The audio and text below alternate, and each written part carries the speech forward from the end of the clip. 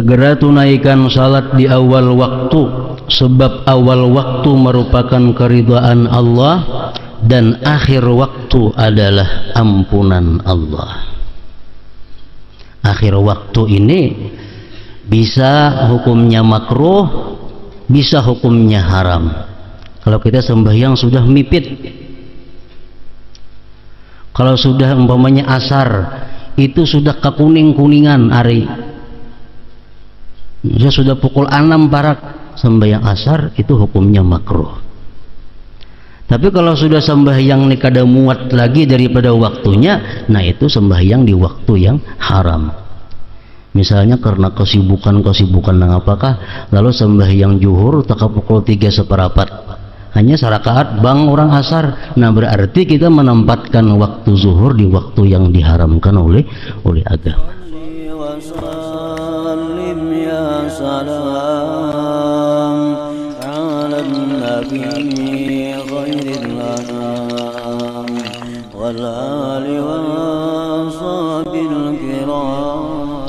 Bismillahirrahmanirrahim. Alhamdulillahirabbil alamin. Wassalatu wassalamu ala asyrafil anbiya wal mursalin sayyidina wa habibina Muhammad wa ala alihi wa sahbihi ajma'in. Qala al-musannif al-imam al-habib al-allamah Ahmad bin Zain bin Alawi al-Habsyi rahimahullah, nafa'ana bi ulumihi. Wa min dhalik ahni husnal muhafazati 'ala as-salah al-mubadaratu biha. وأول الوقت رضوان الله وآخره عفو الله ويحافظ على الأذان للصلاة والإقامة لها فإنه إذا نودي للصلاة أدبر الشيطان كما في الحديث وليجانب الخواطر وحديث النفس بها ويهدر قلبه مع الله بالأدب والخشوع فكل صلاة لا يحضر بها القلب فهي للعقوبة أسرع كما في الأثر وفي الحديث ليس للعبد من صلاته إلا ما عقل منها وليستعين على ذلك بترك العجلة وبالتأني وإطالة الركوع والسجود وما بينهما فإن من لم يتم ركوعه وسجوده وخشوعه يعد سارقا كما ورد وتقول له صلاته ضيعك الله كما ضيعتني وتخرج سوداء مظلمة ويضرب بها وجهه كما ورد في الحديث أيضا وليحافظ على الجماعة في الصلوات الخمس فإنها تفضل على صلاته وحده ب27 درجة كما في الصحيح ومن يتخلف عن الجماعة إلا منافق كما قال ابن مسعود radhiyallahu anhu. Makna daripada kalam al-Imam al-Habib Ahmad bin Zain bin Alawi al-Habsyi rahimahullah wa nafa'ana bi ulumih. Segera tunaikan salat di awal waktu.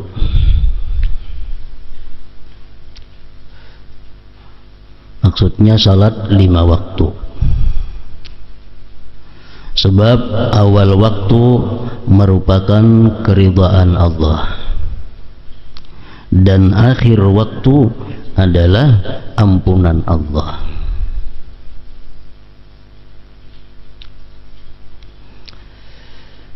Hadis Rasulullah menyatakan fadlu awalil waqti ala akhirih kafadlil akhirah ala dunya, rawahu Dailami. Keutamaan kelebihan sembahyang di awal waktu atas akhir waktu sama dengan keutamaan akhirat dan dunia. Ada lagi hadis mengatakan wasallu bi awwali waqtikum innallaha yudha'ifu lakum. Sembahyanglah kamu di awal waktu, sesungguhnya Allah melipat gandakan pahala bagi kamu.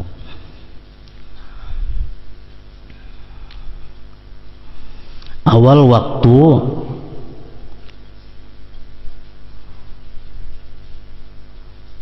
masing-masing sembahyang mempunyai awal waktu dan akhir waktu.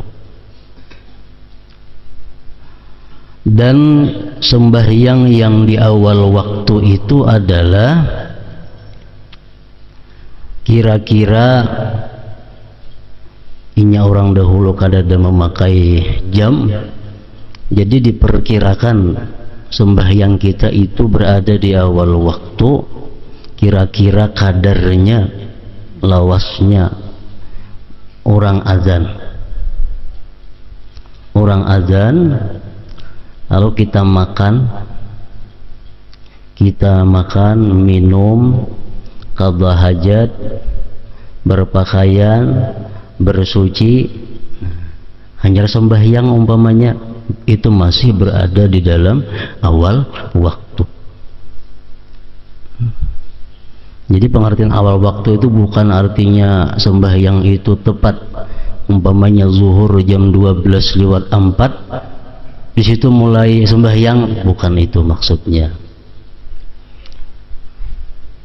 Jadi misalnya jam 12:04 itu zuhur, orang azan, kita makan dulu.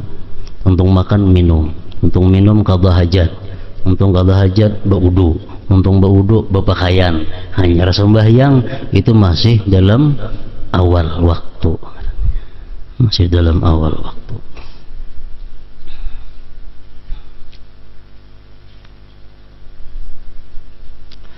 Ada beberapa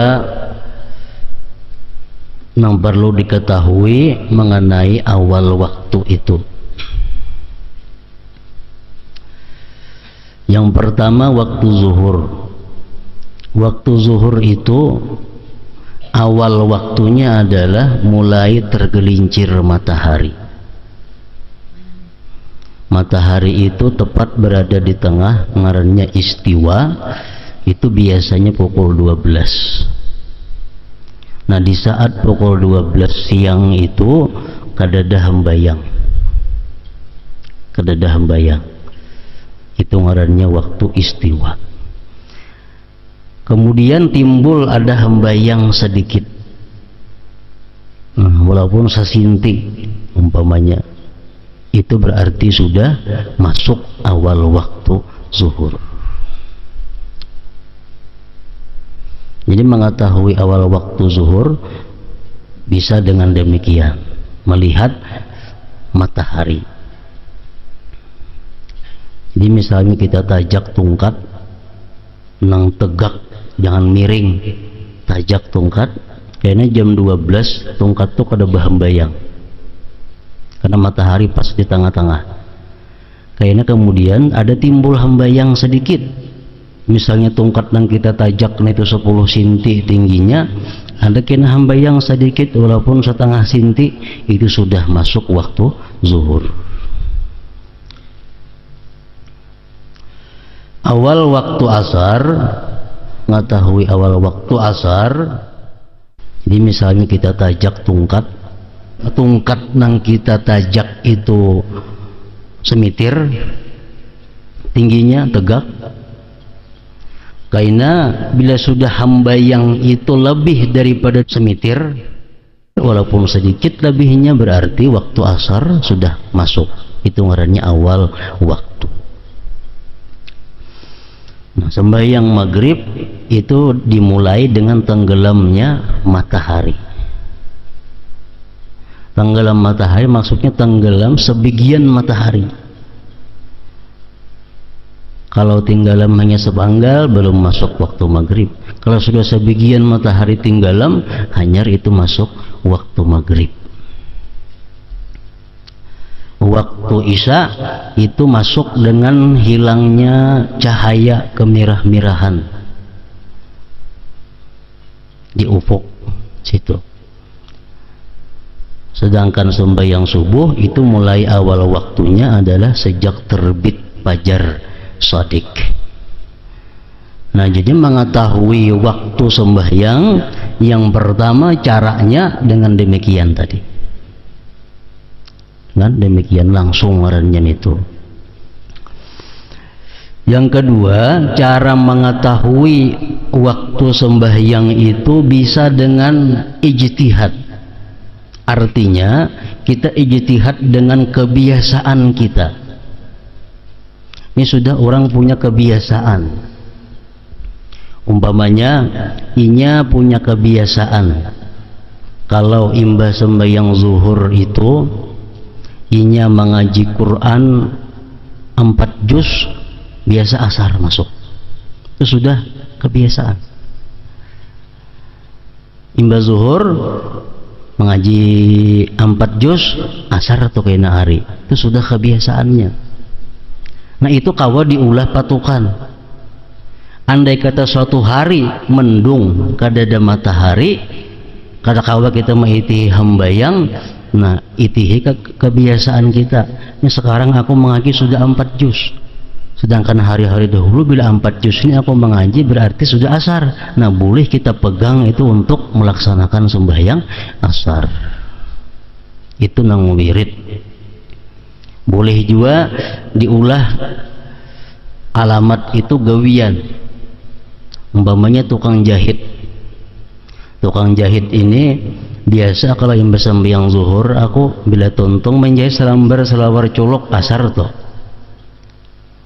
Nah tuntung mula selawar berarti masuk waktu asar. Nah itu kebiasaan. Kebiasaan itu kalau diulah juga pedoman untuk melaksanakan sembahyang di awal waktu. Maghrib biasa kalau tuntung aku membaca 7 surah, membaca 7 surah, membaca ini, membaca itu, isya atau hari. Nah sekarang waktu isya kawa ditentukan dengan kebiasaan tadi.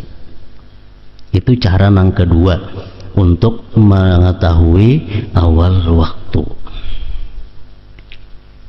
Yang ketiga, cara mengetahui awal waktu itu adalah dengan hisab, atau orang-orang yang ahli hisab, orang-orang yang mengetahui tentang keadaan bulan, sehingga mereka sudah bisa menentukan bahwa bila tanggal sekian zuhur jam 12 lewat sekian, asar jam 3 lewat sekian, maghrib jam 6 lewat sekian. Itu diambil dari orang-orang yang pandai ilmu hisab. Nah, jadi boleh beberapa macam cara untuk mengetahui sembahyang di awal waktu.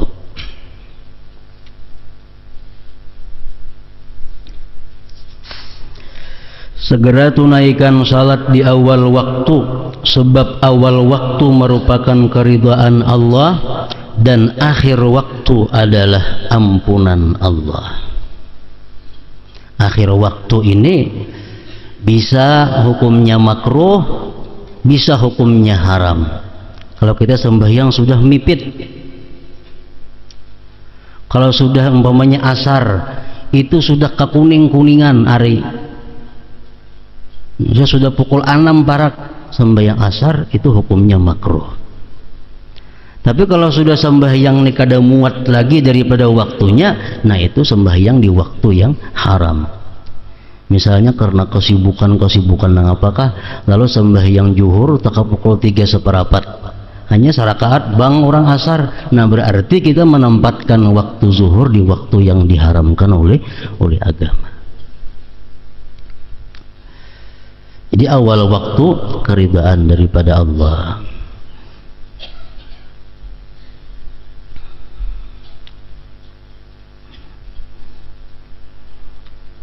Salah satu yang menunjang ibadah sembahyang itu diterima oleh Allah adalah awal waktu.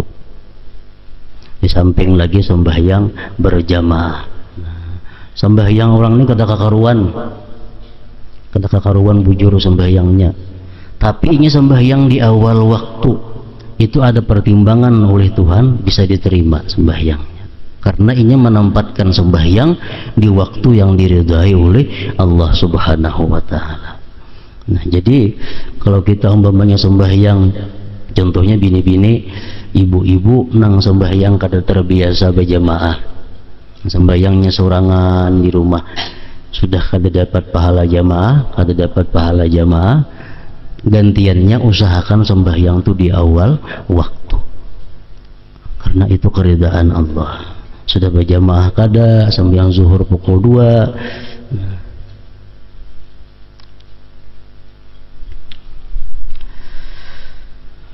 Jangan lupakan azan dan iqamah,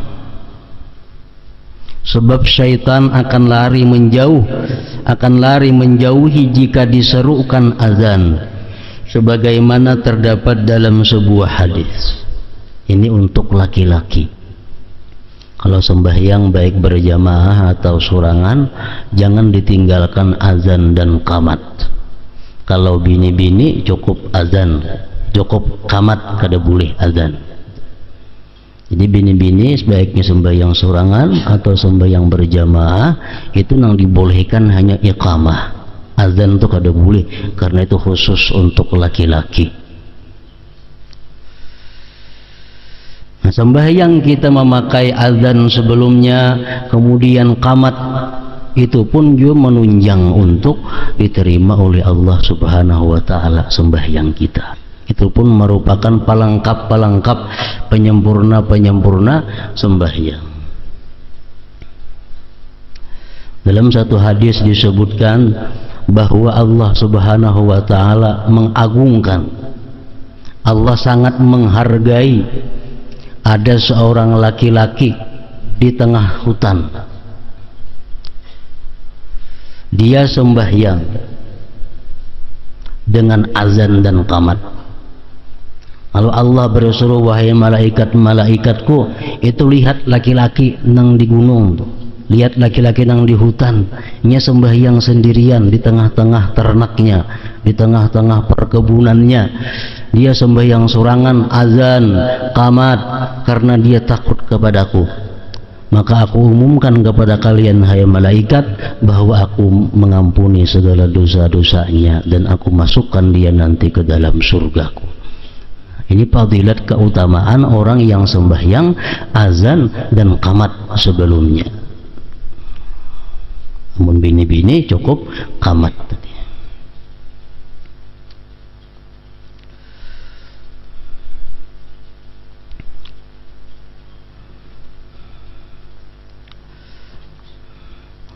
Fadilat daripada keutamaan azan dan qamat ini mesti diukur waktu.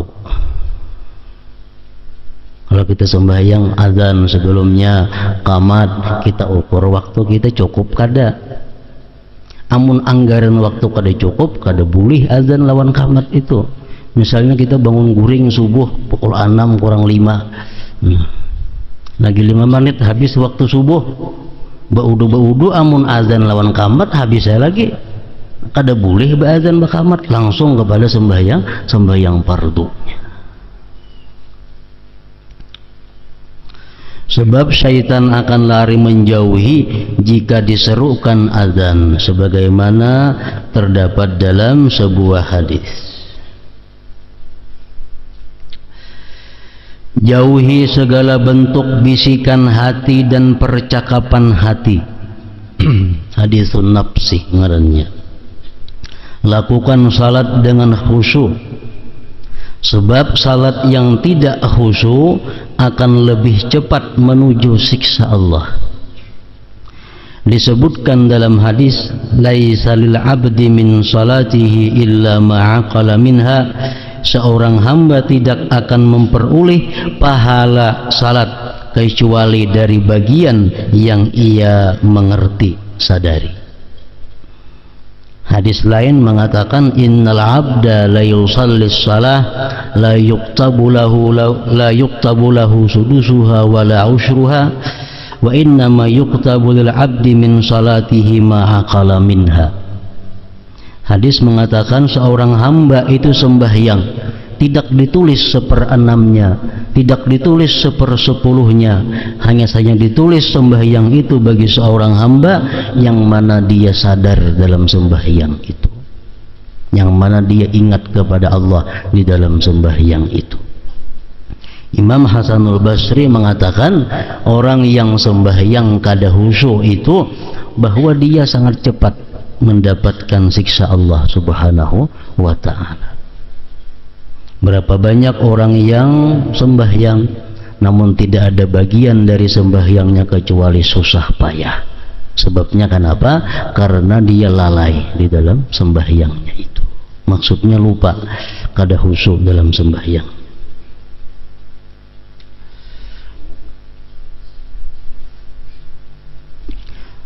Mengetahui khusyuk kada khusyuk dalam sembahyang, ada mengatakan sebahagian ulama, kalau kita sembahyang Allahu Akbar, Nah, sembahyang.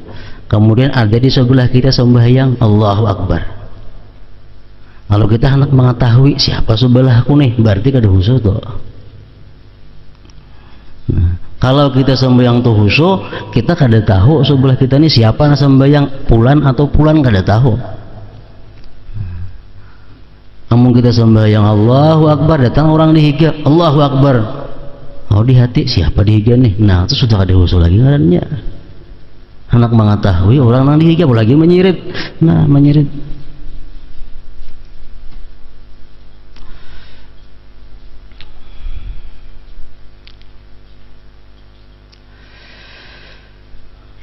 Khusyuk di dalam sembahyang itu adalah mengetahui apa yang sebenarnya kita agungkan, apa yang sebenarnya kita sangat perhatikan. Itu bisa kita mengetahui dalam sembahyang kita. Kita nih apakah sangat memperhatikan anak kah, sangat memperhatikan dagangan kah, sangat memperhatikan bini atau laki kah, sangat memperhatikan jabatan kedudukan kah, sangat memperhatikan nang apakah. Itu bisa kita kontrol dalam sembahyang kita. Nang apa nang paling banyak kita ingat dalam sembahyang, berarti itu nang paling kita utamakan dalam hidup kita. Orang yang hidupnya mengutamakan Allah Subhanahu wa Ta'ala, dalam sembahyangnya pasti ingatnya kepada Allah Subhanahu wa Ta'ala. Karena sembahyang ini adalah merupakan, menurut sebahagian ulama, merupakan cerminan daripada sakaratul maut. Dalam sakaratul maut itu apa yang kita pikirkan? Kalau orang-orang yang sudah selama hidupnya ini mengutamakan Allah, dalam sakaratul maut dia selalu ingat kepada Allah. Kalau orang yang kebiasaan hidup memikirkan dunia, dalam sakaratul maut pikirannya adalah dunia. Kayak apa daganganku, kayak apa anakku, kayak apa biniku, kayak apa rumahku, kayak apa motorku, kayak apa kebunku, kayak apa tukuku.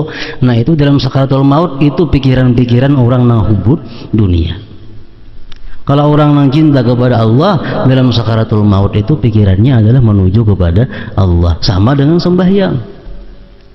Orang yang cinta kepada Allah dalam sembahyang itu pikirannya ketahuan. Kalau orang yang ketuju kepada selain Allah dalam sembahyang pun ketahuan. Nah, kalau kita mengetahui diri kita kemana cintanya yang lebih besar, seorang hamba tidak akan memperoleh pahala salat kecuali dari bagian yang ia mengerti, sadari.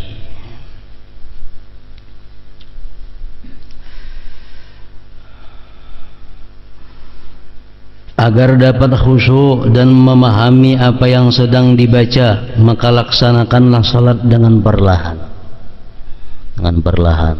Itu salah satu untuk bisa mendapatkan khusyuk dan tidak tergesa-gesa. Panjangkan rukuk, sujud dan gerakan-gerakan lainnya, termasuk usaha untuk bisa khusyuk. Sebab orang yang rukuk, sujud dan khusyuknya tidak sempurna akan dianggap sebagai pencuri oleh agama.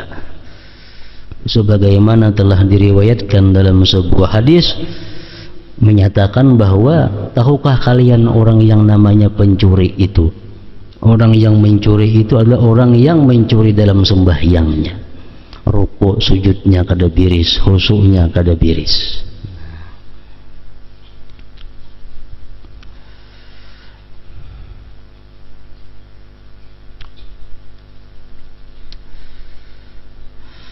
Di samping itu, salat akan berkata kepadanya, semoga Allah menyia-nyiakanmu sebagaimana engkau menyia-nyiakanku. Sembahyang nang kita kada beraturan, sembahyang nang kada khusyuk, sembahyang itu berkata lawan kita. Mungkin sembahyang itu semoga Allah menyia-nyiakanmu sebagaimana engkau menyia-nyiakanku. Kemudian salat tersebut akan menjadi hitam dan dipukulkan ke wajah orang yang menunaikannya. Ya tadi, jadi Imam Hasan Basri mengatakan salat yang kada khusyuk itu lebih cepat siksaannya. Dalam sembahyang juga dia sudah disiksa. Dalam sembahyang sudah disiksa.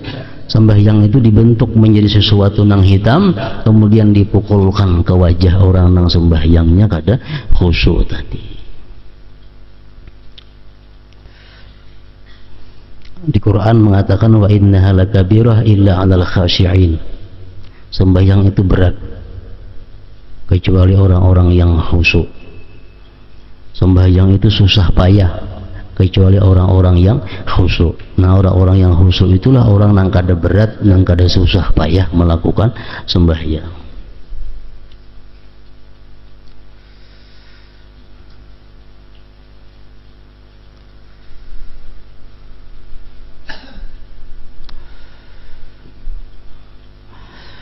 Seseorang hendaknya mengerjakan salat 5 waktu secara berjamaah.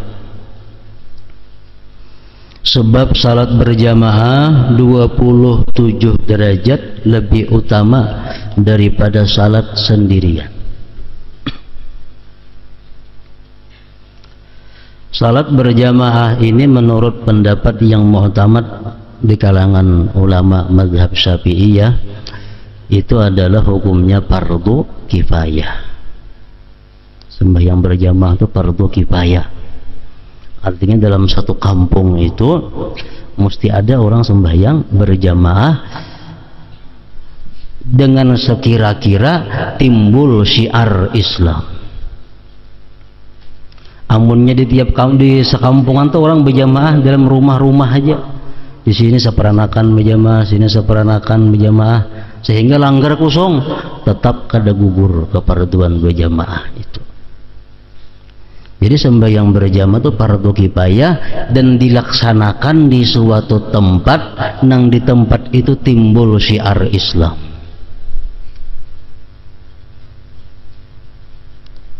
Sembahyang berjamaah fardu kifayah bagi laki-laki yang merdeka, yang balik berakal, yang tidak dalam keadaan musafir dan tidak ada uzur. Bagi bini-bini sembahyang berjamaah kada fardu kifayah, hanya sunat biasa. Dan sembahyang berjamaah ini bisa menjadi fardu ain. Kayak apa fardu ain sembahyang berjamaah ini? Sakampungan itu cuma ada berdua nang hakun turun kalanggar. Imam lawan makmum. Nah nang bagi nang berdua ini fardu ain. Amun ini kada turun sakampungan tuh berdosa. Dengan adanya berdua ini selamat orang kampung. Nang berdua ini baginya bukan lagi fardu kifayah tapi menjadi fardu ain.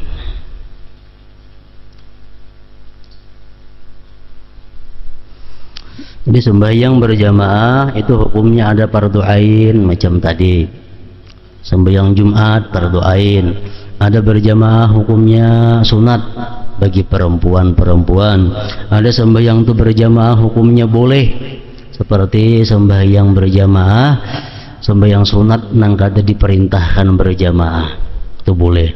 Sembahyang tasbih berjamaah, sembahyang hajat berjamaah itu boleh.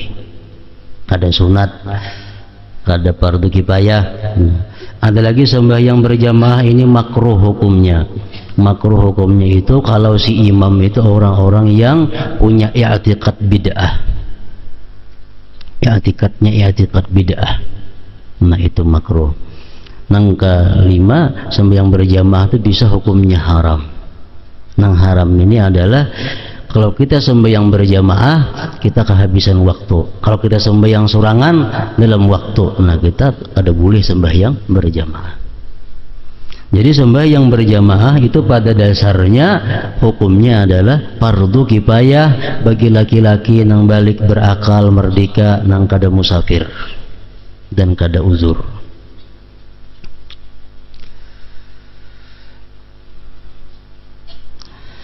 Ibnu Mas'ud radhiyallahu anhu menyatakan bahwa hanya orang munafiklah yang mengerjakan salat secara tidak berjamaah.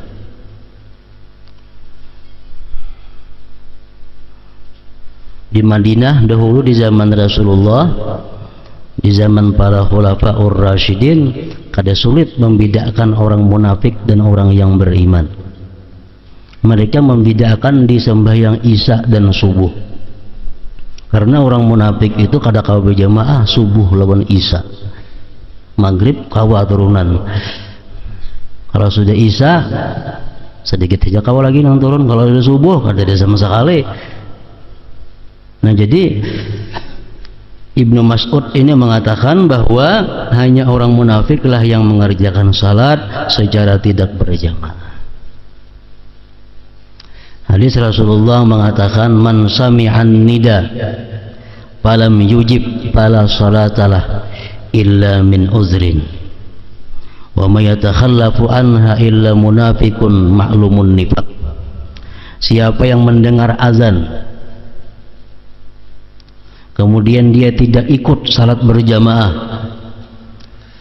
maka tidak diterima Allah sembahyangnya, kecuali ada keuzuran. Dan tiada bertinggal daripada sembahyang berjamaah itu melainkan orang munafik yang nyata-nyata munafiknya. Uzurnya ini nang perlu diketahui, apakah kita nang kada berjamaah dan masuk uzur atau kada. Bila kada uzur, itu sudah sembahyang kita kada diterima Allah. Anggar parak sembahyang kada suah berjamaah, nah itu sembahyangnya la salatalah, kada diterima Allah sembahyang.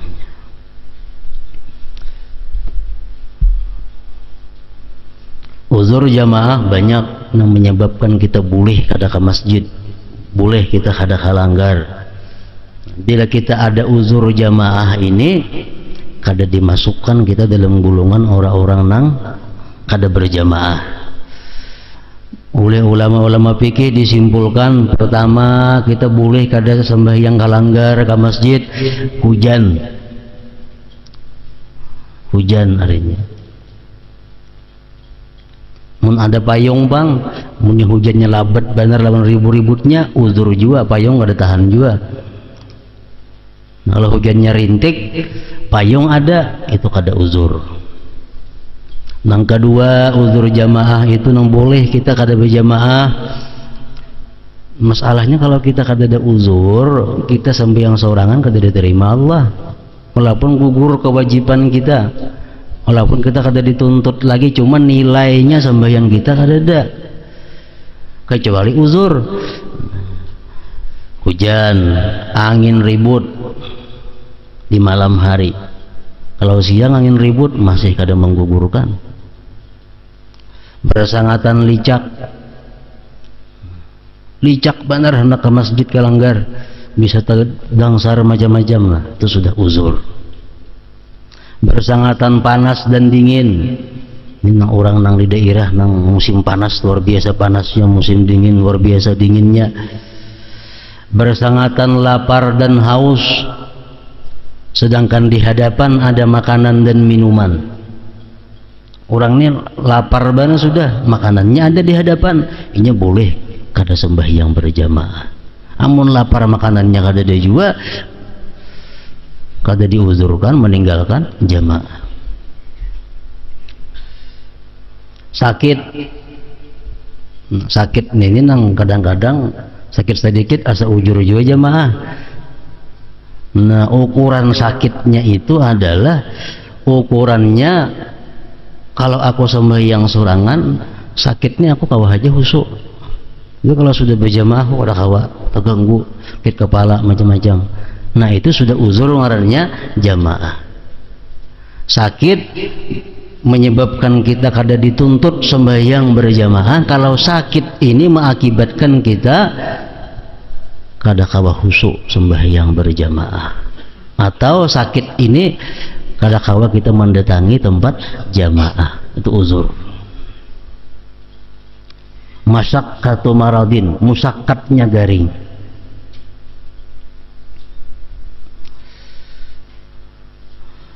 Kemudian lagi uzur jamaah mudafa'atu hadas, kita hendak berhadas. Orang kamat hendak bana berhadas, nah kita boleh berhadas walaupun kada sembahyang berjamaah. khaufun ala ma'sum, takut atas yang dipelihara. Kalau subuh nih aku ke masjid, rumahku ini bahaya, kada aman maling. Kalau isya aku ke masjid, di rumah kada aman, ada maling, ada apa. Nah itu boleh sembahyang berjamaah, karena kada aman meninggalkan rumah. Termasuk juga yang membuat kita boleh sembahyang kada berjamaah, kita takut ditagih orang hutang, sedangkan membayari kada ada duitnya. Ini orang banyak bisi hutang, menawa ke masjid kita batal mau hutangnya aku bisa menagih, bayarnya kada ada duitnya, mabak bahinip di rumah aja, itu dibolehkan juga. Ketiadaan pakaian yang cocok bagi inya, orang nang macam inya ini cocoknya pakaian ke masjid itu macam ini bajunya, nah itu rahatan kada ada. Nang ada baju kaos oblong, kada cocok ke masjid baju kaos oblong. Kalau macam inya ini orangnya, nah boleh kada sembahyang berjamaah. Atau menunggu orang garing, boleh juga sembahyang sorangan. Selama ada uzur-uzur ini, kita sembahyang sorangan, dan kebiasaannya sembahyang berjamaah, tapi karena ada uzur lalu kada berjamaah, tetap dicatat pahala sebagai sembahyang nang berjamaah. Kebiasa ke masjid, zuhur asar ke masjid, hari ini hujan, lalu kalau ke masjid sembahyang sorangan di rumah, tetap dihitung Tuhan sebagai sembahyang berjamaah. Kenapa? Karena kebiasaannya sembahyang berjamaah. Man sami'an nida falam yujib fala salatalah illa min uzrin. Siapa mendengar azan dia tidak mau menghadiri itu seruan azan, tidak ada sembahyang baginya kecuali dari karena uzur.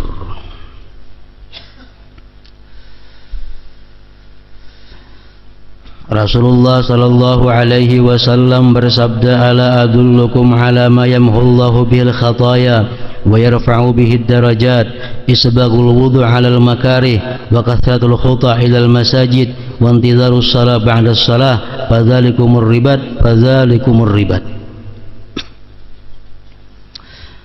Maukah kalian kuberitahu sesuatu amal yang karenanya Allah akan menghapuskan berbagai kesalahan kalian dan meninggikan kalian beberapa derajat, yaitu menyempurnakan wudhu pada saat-saat yang tidak disukai. Contohnya musim dingin. Musim dingin itu kalau kita kau berwudhu dengan sempurna, itu mendapat ganjaran yang luar biasa. Biasa musim dingin 16 kalakas saja wudhu. Nah itu maksudnya menyempurnakan wudhu dalam keadaan yang tidak disukai. Memperbanyak langkah ke masjid. Artinya apa? Kalau andai kata menuju masjid itu dua jalan, jalan mahantas ada, jalan bujur ada. Ini jalan bujur supaya tak banyak langkahnya. Termasuk meninggikan derajat, menghapuskan dosa, dan menantikan salat setelah selesai menunaikan salat.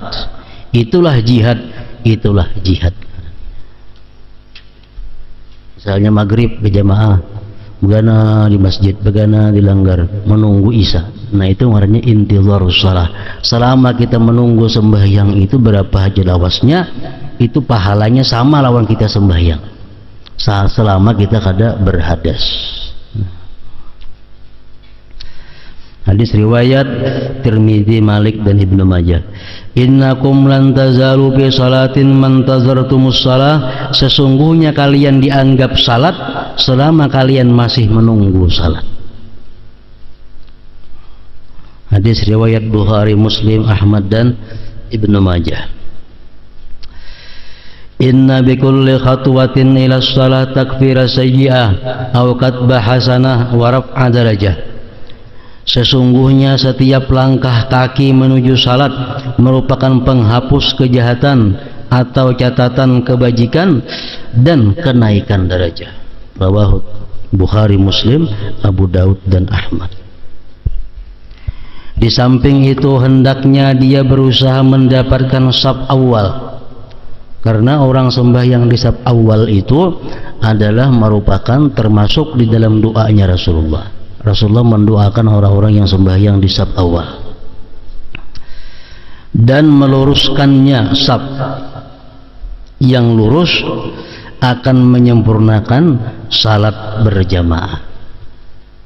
Jadi sembahyang berjamaah itu dengan adanya saf yang lurus itu menambah kesempurnaan sembahyang berjamaah.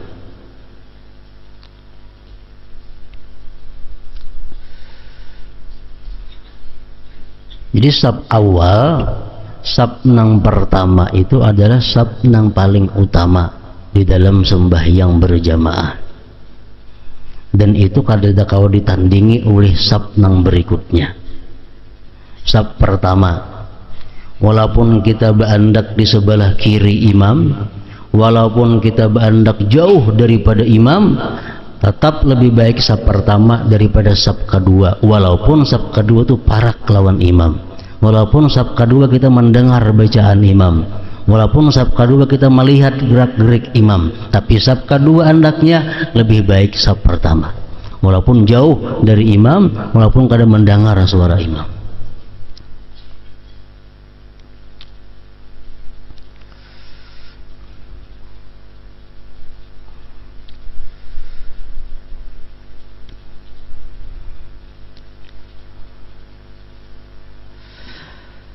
Adalah penting untuk menunaikan salat 5 waktu secara berjamaah, khususnya salat isya dan subuh.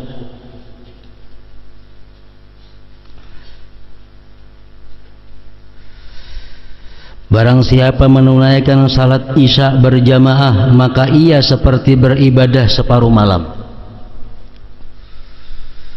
Dan barang siapa menunaikan salat subuh berjamaah, maka ia seperti beribadah sepanjang malam. Jadi artinya kalau kita beribadah sepanjang malam, tapi sembahyang subuh kalau berjamaah, lawan orang nangguring subuhnya berjamaah, sama aja pahalanya. Mulai sembahyang isya baca Quran sampai orang bang subuh, kada singgerakan baca Quran aja. Sembahyang subuhnya surangan. Saya kong masih bisa guring, subuhnya bangun kelanggar berjamaah, nah sama aja pahalanya.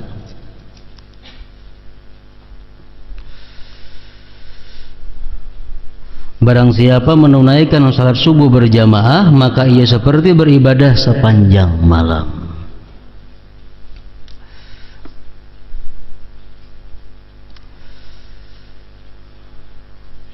Dan barang siapa menunaikan salat isya dan subuh berjamaah, maka ia berada di dalam jaminan Allah sampai pagi dan sore hari.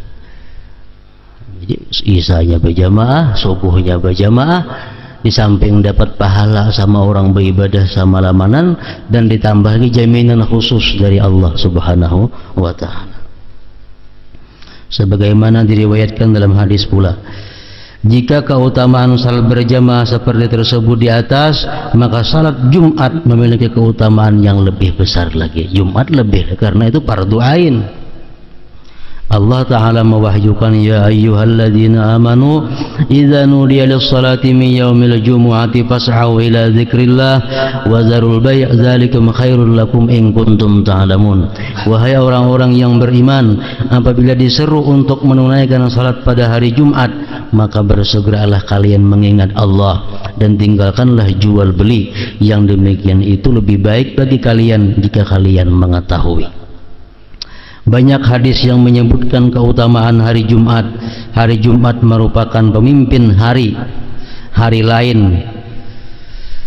Di hari itu terdapat saat terkabulnya doa dan disediakan pahala yang besar bagi orang yang membaca surat Al-Kahfi dan memperbanyak bersalawat kepada Nabi Muhammad sallallahu alaihi wasallam. Salah satu cara untuk menjaga kesempurnaan salat adalah dengan melakukan salat sunat rawatib. Ini menunjang juga, baik sunat qabliyah ataupun ba'diyah. Khilaf ulama mana yang lebih afdal antara qabliyah lawan ba'diyah. Ada yang mengatakan qabliyah lebih utama daripada ba'diyah. Ada yang mengatakan ba'diyah lebih utama daripada qabliyah. Yang lebih kuat kelihatannya yang mengatakan bahwa ba'diyah lebih kuat daripada qabliyah. Sembahyang ba'diyah itu lebih afdal daripada sembahyang qabliyah. Kenapa?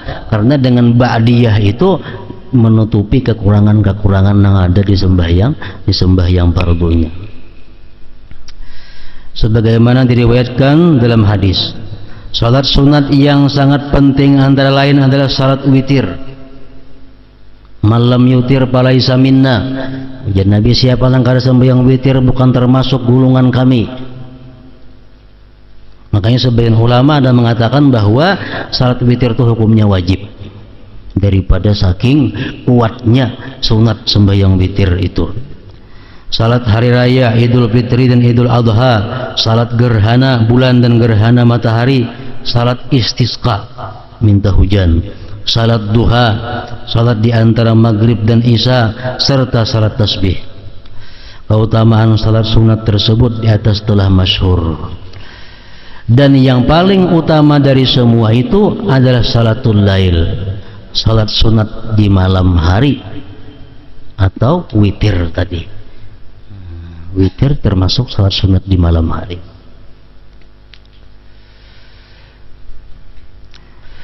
Telah disebutkan dalam Al-Quran dan hadis, Allah Ta'ala berfirman, qumil laila illa qalila, bangunlah untuk salat di malam hari kecuali sedikit daripadanya.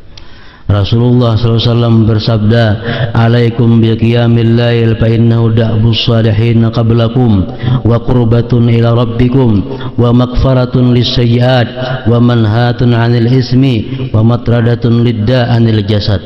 Lazimkanlah salat malam, sebab salat malam merupakan kebiasaan kaum salihin sebelum kamu, akan mendekatkan kalian kepada Allah, menghapuskan kesalahan-kesalahan kalian, mencegah kalian dari berbuat dosa, dan mengusir penyakit dari tubuh kalian. Inna fil lail sa'atan la yuwafiquha 'abdun muslimun sa'alallah khairan min amrid dunya wal akhirah illa atahu iyyah wa dzalika kullu lailah. Sesungguhnya di malam hari ada suatu saat, tidaklah setiap hamba muslim yang menemui saat itu kemudian memohon kepada Allah kebaikan dunia dan akhirat, melainkan Allah mengabulkan permohonannya, dan saat itu terdapat tiap-tiap malam. Meninggalkan salat merupakan bencana yang sangat besar. Orang gak ada sembahyang itu orang yang luar biasa. Kita berlindung kepada Allah dari bencana tersebut. Menurut berbagai hadis dan athar yang sahih, meninggalkan salat merupakan kekufuran dan menyebabkan seseorang lepas dari jaminan Allah dan Rasulnya. Dalam sebuah riwayat disebutkan, la yanzurullah ila salatin la yuhdirur rajulu fiha qalbahu ma'a badanihi. Allah tidak akan memandang salat seseorang yang tidak menghadirkan hatinya bersama badannya. Hatinya, badannya di masjid, hatinya di rumah. Itu artinya badannya di masjid, hatinya di kabun. Badannya di masjid, hatinya di toko. Itu artinya hati lawan badan kada menyatu. Nah, Allah kada menerima sembahyang orang nang belainan awak lawan hatinya.